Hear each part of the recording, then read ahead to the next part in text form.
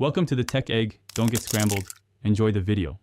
In this video, I will explain how to make crab sauce.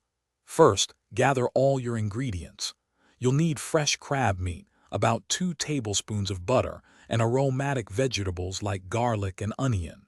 Don't forget your liquid base, perhaps chicken or vegetable broth, and a selection of your favorite fresh herbs. Having everything ready makes the cooking process smooth and enjoyable. Next, let's build that foundational flavor. Melt your butter in a pan over medium heat, then add your finely chopped garlic and onion. Sauté them until they are soft and fragrant, about 3 to 5 minutes.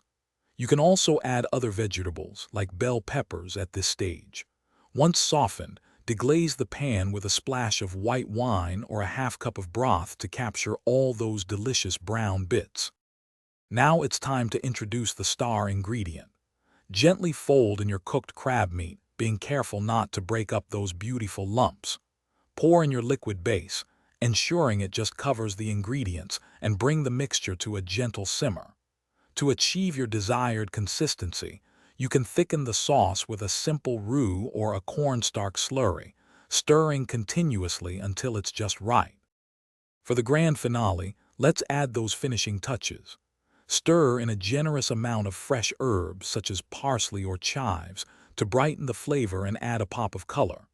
Taste and adjust the seasonings with salt, pepper, and a squeeze of fresh lemon juice for balance.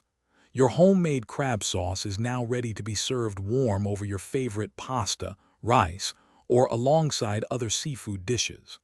Enjoy! Thanks for watching. Consider subscribing if I helped unscramble your problems.